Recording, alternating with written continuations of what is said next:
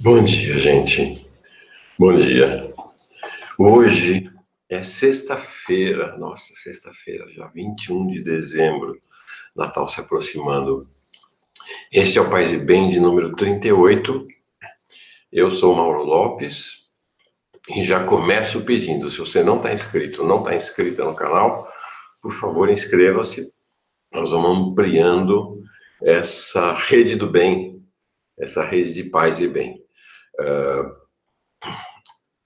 Perdão. Essa noite passada, nós transmitimos, então, em rede, conforme combinado, a entrevista do Faustino Teixeira, aqui pela TV 247, se você está nos assistindo na TV 247 neste momento.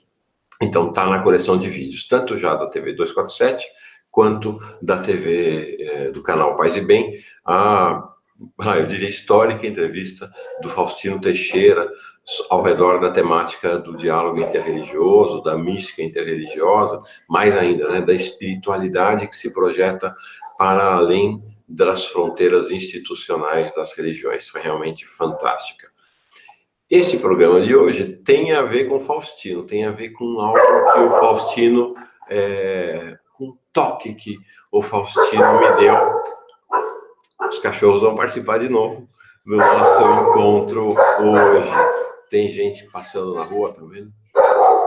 Gente conversando na rua, é madrugada, mas o pessoal já está animado. Aqui em Bertioga está chegando a temporada, então tudo fica muito mais movimentado e a cachorrada se agita quando as pessoas passam.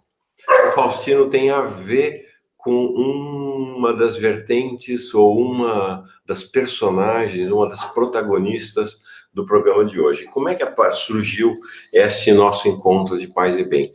Surgiu, acho que foi no 8º programa da semana BOF 80 anos, né? Nossa semana que teve 10 encontros, nossa semana estendida de 10 encontros, celebrando os 80 anos de Leonardo Boff. Eu li uma relação de místicos que o Boff nos trouxe, né? Quando ele está falando sobre exatamente religião e espiritualidade, ele vai falar daqueles fundadores de caminhos espirituais que são pessoas profundamente carismáticas, né? Não fechadas nos limites das religiões. E ele apresentou uma lista para nós: Buda, Isaías, Jesus Cristo, São Paulo, São Francisco, Luther King, Gandhi, Dom Helder Câmara e Dom Oscar Romero. E me causou assim, fiquei um tanto incomodado, não sei quem assistiu se lembra, né? Falei, não tem mulher nessa lista, né? E aí eu disse, bom, nós vamos ter encontros com mulheres importantes na nossa caminhada no Paz e Bem. Tá aqui. Hoje vai ser o primeiro deles. Então aí me veio esses dias todos antes da entrevista com Faustino, nas nossas conversas, ele já vinha me falando de uma mística Eti Ilezum, que eu não conhecia. Eti Ilezum. E ele vinha me falando, olha, esta foi uma das grandes, uma das maiores místicas do século XX e a sua mensagem se projeta sobre nós.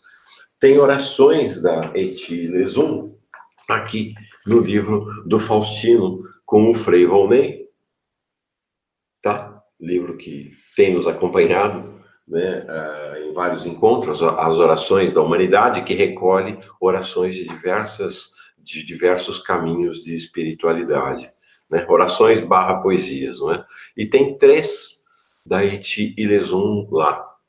No programa com o Faustino, o programa terminou, eu falando para ele, vamos então, escolhe uma oração daqui. Ele falou, vamos qualquer uma da Eti Ilezum, e lemos. E aí eu fiquei com o nome dela na cabeça. A Eti Ilezum morreu muito jovem, aos 29 anos de idade, em novembro de 1943, em Auschwitz, na Polônia, judia.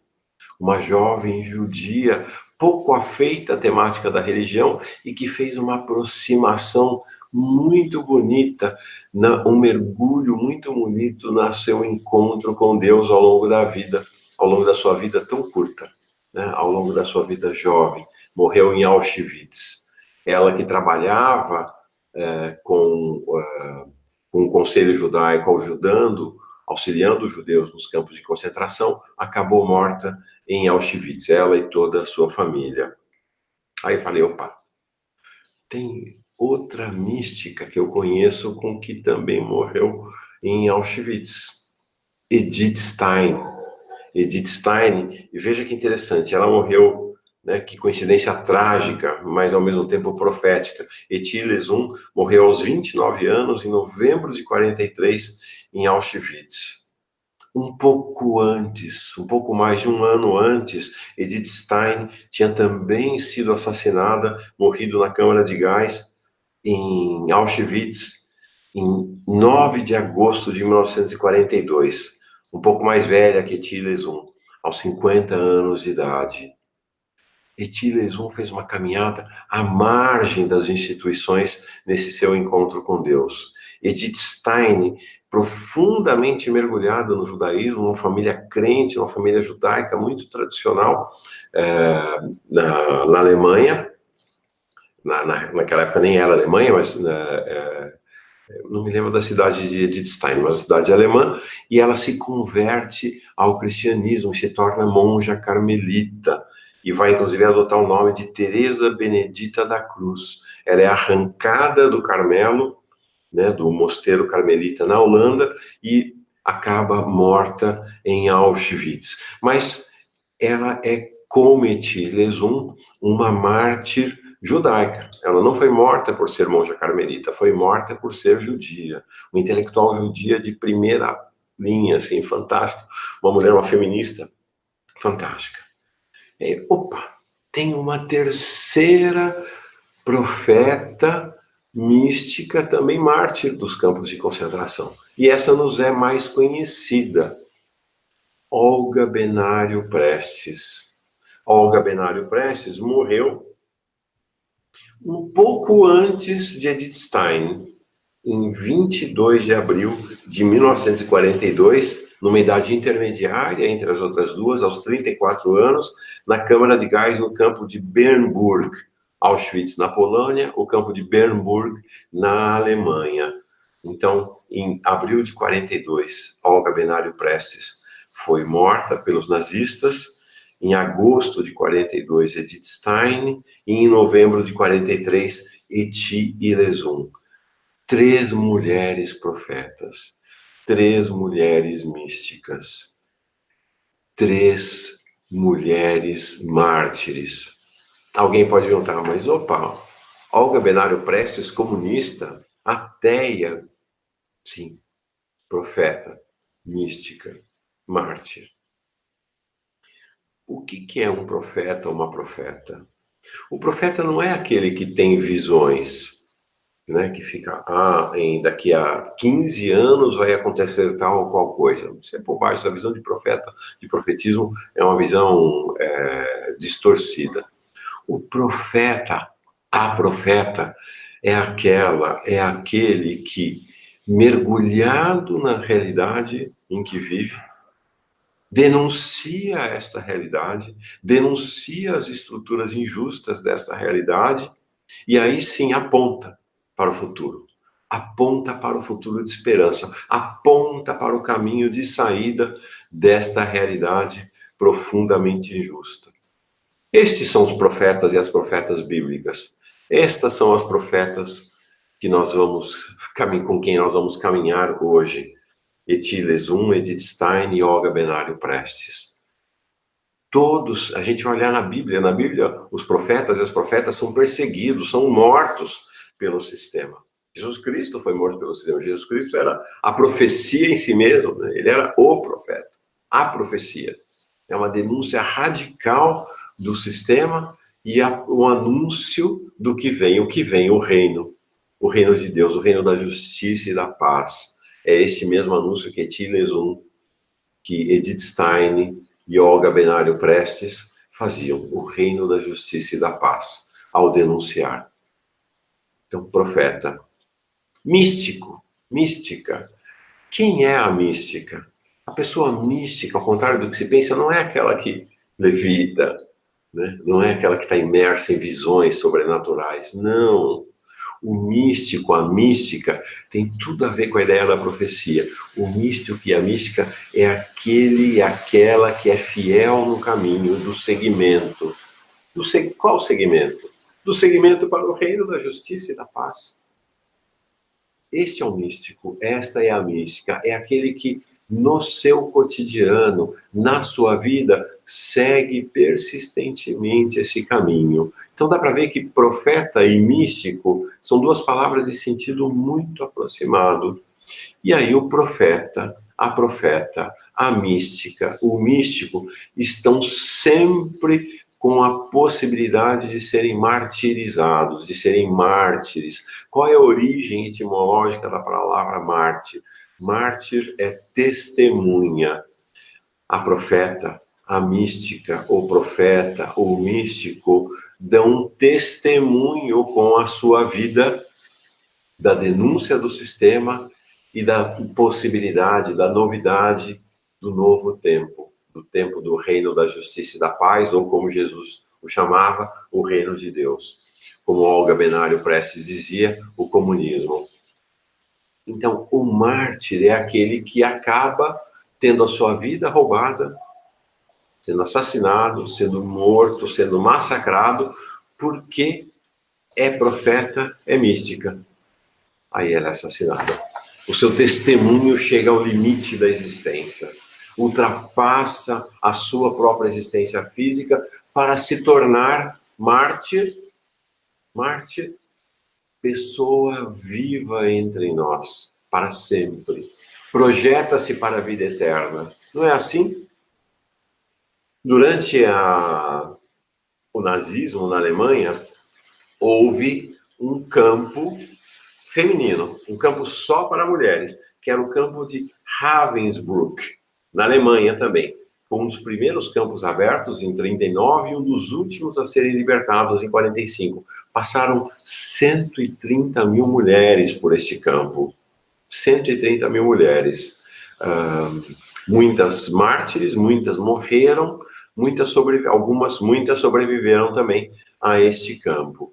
Então a gente vê que elas têm vida, estão vivas também, mas são vidas anônimas. Há algumas místicas, profetas, que nós recolhemos seu exemplo e elas se transformam também em representantes destas místicas, profetas, mártires anônimas que vão compor o panteão da profecia, o panteão da missão, o panteão do martírio da humanidade, da história da humanidade.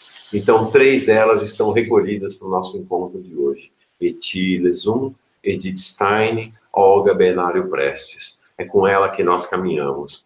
As 3 se levantaram contra o nazismo. As 3 eram mulheres de esquerda. Não há profecia na direita, porque a direita é o próprio sistema. A direita não denuncia, a direita afirma o sistema. A direita é incapaz de mística, porque a direita, então, não segue o caminho da profecia e não é martirizada, ao menos no contexto, né, dos regimes tal qual se apresentaram ao longo da história concreta, real, vivida da humanidade. Eti Lezum, Edith Stein e Olga Benário Prestes eram mulheres que levantaram sua voz, se fizeram vivas na luta contra o nazismo e eram todas mergulhadas nesse universo da esquerda, a esquerda no sentido do movimento que aponta esse caminho do reino da justiça e da paz. Olga, no caso de Eti Lezum e Edith Stein, Eti Lezum foi aprisionada vivendo na Alemanha, morreu na Polônia, foi transportada para a Polônia. Edith Stein, alemã, foi aprisionada na Holanda e levada para a Alemanha. E Olga Benário Prestes foi aprisionada no Brasil por Filinto Miller durante ali o início, né, o germe do Estado Novo e também enviada para a Alemanha. Antes de ser enviada para Auschwitz, Olga Benário Prestes, Olga, ficou numa prisão, na prisão de Barnimstrasse, onde nasceu sua filha. Ela foi deportada grávida, Anita Leocádia Prestes, que tem hoje 82 anos de idade. nasceu na prisão, mãe e filha conviveram um pouquinho e logo Anitta foi arrancada dos braços de Olga, foi entregue à sua avó, alemã também, e depois veio para o Brasil, foi para a União Soviética, veio para o Brasil, hoje mora no Brasil. Então, já temos aí um pouco menos de 15 minutos, mas temos tempo de rezar com as três. De experimentar um pouco da poesia e da mística dessas profetas, místicas, mártires.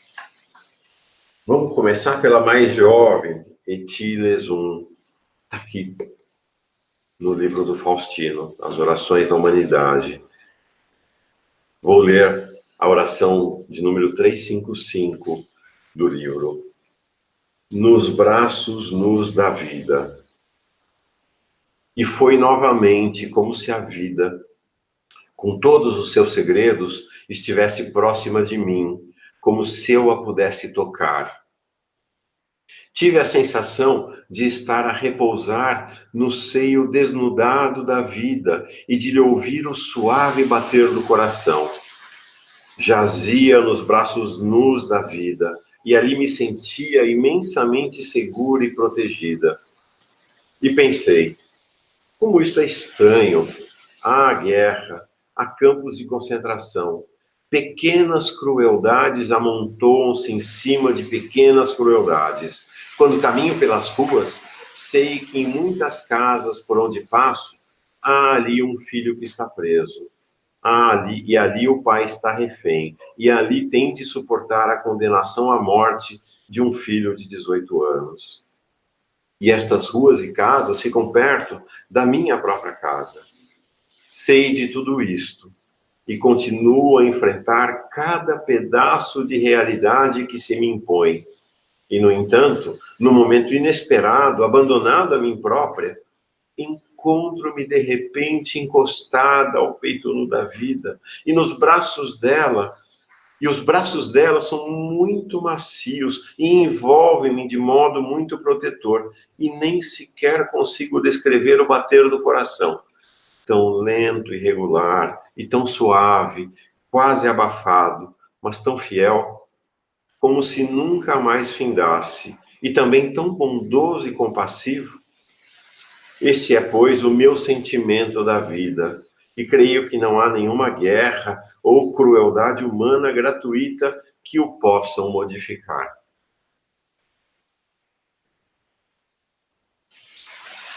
É muito emocionante, né? Etiles I foi uma grande cantora da vida no meio da guerra, em meio à guerra, em meio àquela visão que ela tinha dos campos de concentração. Não era uma mulher de tristeza, não era uma mulher de ódio, era uma mulher do seguimento do amor. O que é uma pessoa mística, senão aquela que segue o caminho? Qual caminho? O caminho do amor. Etiles I fez esse caminho do amor, em grande alegria. Gente, em meio à guerra, trabalhando nos campos de concentração, morta num campo de concentração, Etiles I amava a vida e a alegria de viver. Edith Stein.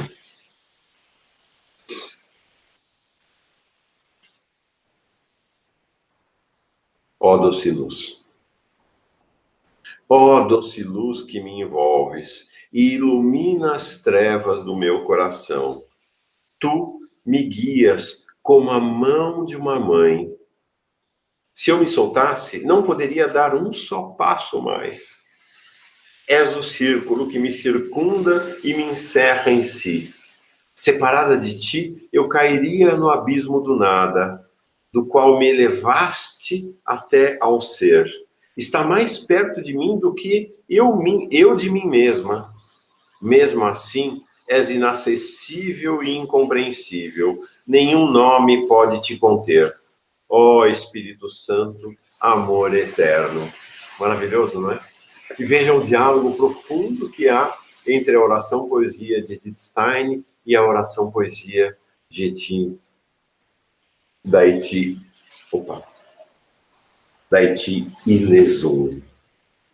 Por diálogo, né? Diálogo profundo entre essas orações poesias.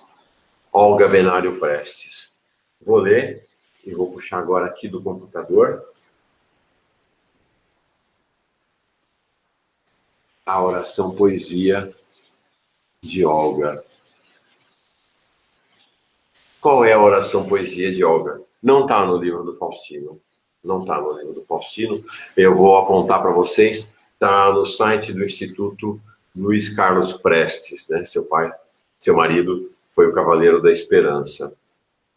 É a carta dela escrita a Prestes e a filhinha recém-nascida, Anitta Leocádia, na véspera de sua morte, na véspera de ser enviada para a Câmara de Gás em 23 de abril de 42. Portanto, essa carta escrita em 22 de abril de 42.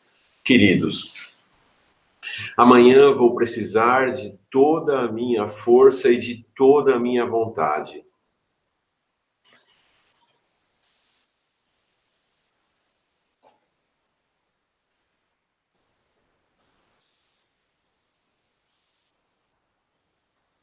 Por isso, não posso pensar nas coisas que me torturam o coração, que são mais caras do que a minha própria vida. E por isso, puxa vida, gente, tá difícil. Vamos lá. E por isso me despeço de vocês agora. É totalmente impossível para mim imaginar, filha querida, que não voltarei a ver-te, que nunca mais voltarei a estreitar-te em meus braços ansiosos. Vejam, né? Olga, Edith e Eti, esta ideia do abraço, né, da vida, super presente. Quisera poder pentear-te, fazer-te as tranças. Ah, não, elas foram cortadas. Mas te fica melhor o cabelo solto, um pouco desalinhado. Antes de tudo, vou fazer-te forte. Deves andar de sandálias ou descalça, correr ao ar livre comigo. Sua avó, em princípio, não estará muito de acordo com isso. Mas logo nos entenderemos muito bem. Deves respeitá-la e querê-la por toda a tua vida, como o teu pai e eu fazemos. Todas as manhãs faremos ginástica. Vês? Já volto a sonhar, como tantas noites, e esqueço que esta é a minha despedida.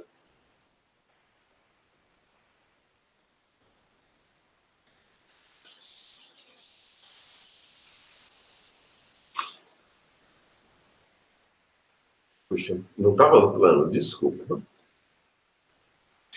E agora, quando penso nisto de novo, deixa eu me recompor.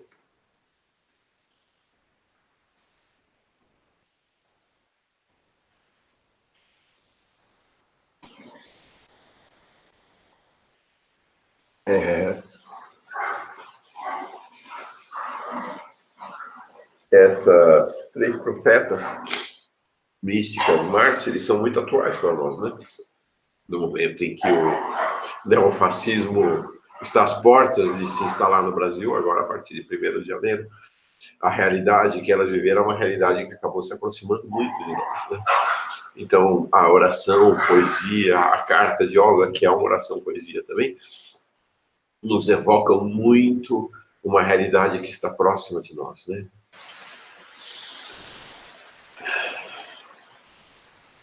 E agora, quando penso nisto de novo, a ideia de que nunca mais poderei estreitar teu corpinho cálido é para mim como a morte. Carlos, querido, amado meu, terei que renunciar para sempre a tudo de bom que me destes? Conformar-me-ia, mesmo que não pudesse ter-te muito próximo, que teus olhos mais uma vez me olhassem. E queria ver teu sorriso. Quero-os a ambos, tanto, tanto. E estou tão agradecida à vida por ela haver me dado a ambos. Mas o que eu gostaria era de poder viver um dia feliz, os três juntos, como milhares de vezes imaginei. Será possível que nunca verei o quanto orgulhoso e feliz te sentes por nossa filha? Querida Anitta, meu querido marido, meu garoto.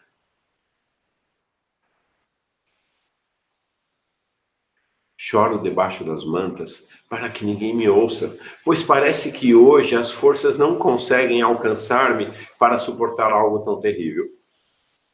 É precisamente por isso que esforço-me para despedir de vocês agora, para não ter que fazê-lo nas últimas e difíceis horas. Depois desta noite, quero viver para este futuro tão breve que me resta. De ti aprendi, querido, o quanto significa a força de vontade, especialmente se emana de fontes como as nossas. Lutei pelo justo, pelo bom e pelo melhor do mundo.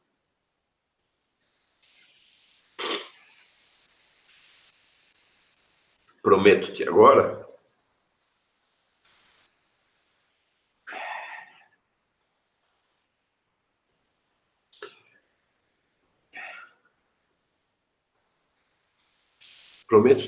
ao despedir-me, que até o último instante não terão por que se envergonhar de mim. Quero que me entendam bem. Preparar-me para a morte não significa que me renda, mas sim saber fazer-lhe frente quando ela chegue. Mas, no entanto, podem ainda acontecer tantas coisas. Até o último momento manter-me-ei firme e com vontade de viver. Agora vou dormir para ser mais forte amanhã. Beijos pela última vez. Olga. Então, mil desculpa, gente. Então a gente vê que Edith e Olga são todas cantoras da vida. Cantoras da vida. Não tem uma palavra de ódio, um xingamento,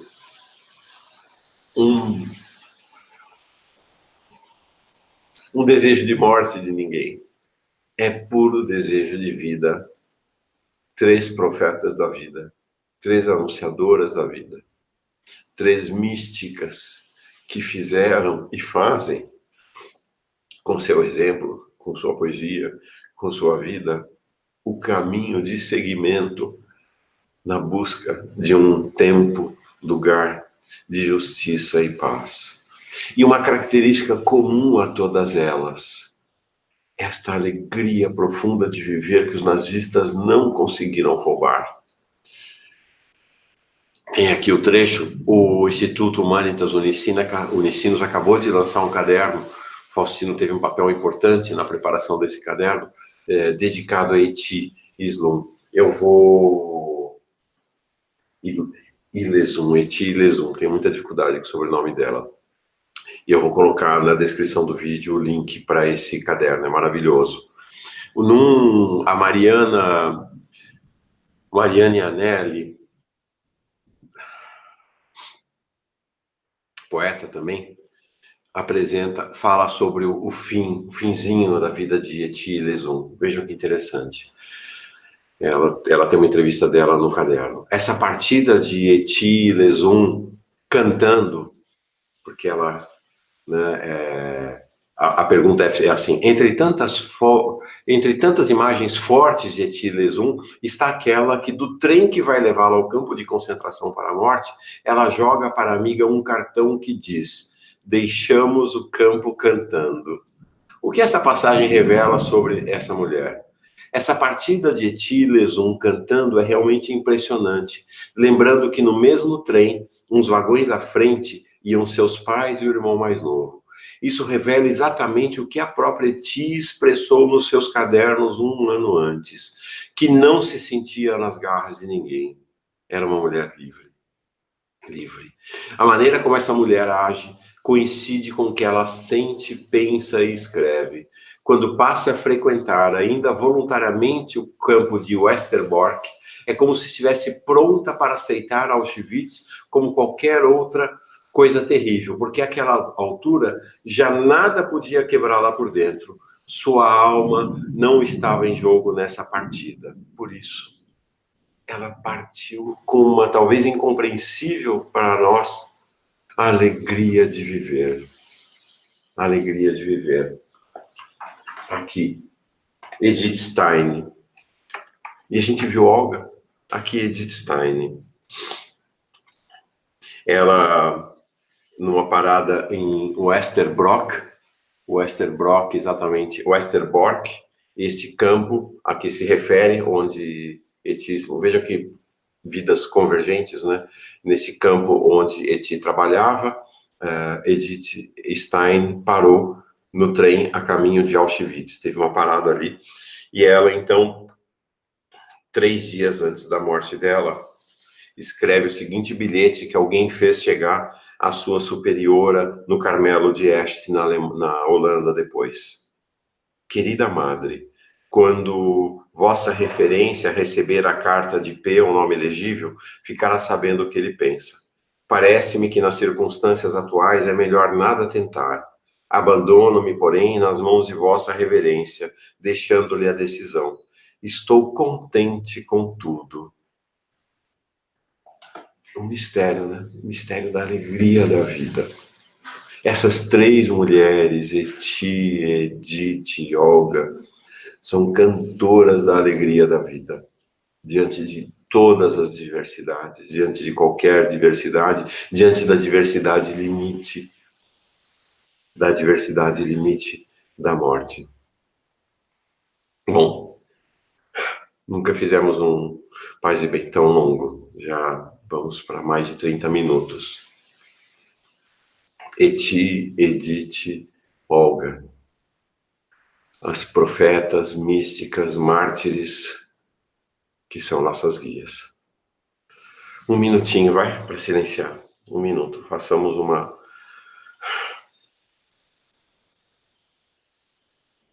que recebamos as 3 em nosso peito.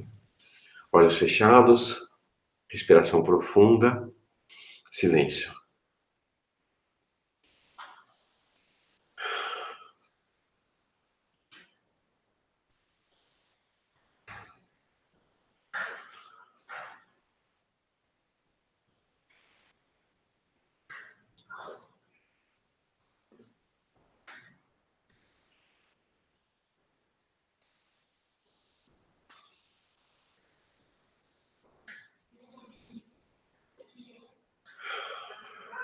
Ok, vou abrir os olhos. Estou com dificuldade, inclusive, hoje de me concentrar. Deixa eu abrir aqui novamente a câmera. Ok. Eu não sei se deu para ouvir ao fundo a ventania. Venta muito aqui agora. Esse vento tem nome. Eti, Edith, Olga. Que a nossa vida tem esse nome, esses nomes. Nossas profetas, nossas místicas, nossas mártires. Que elas nos acompanhem a partir de hoje por toda a nossa vida.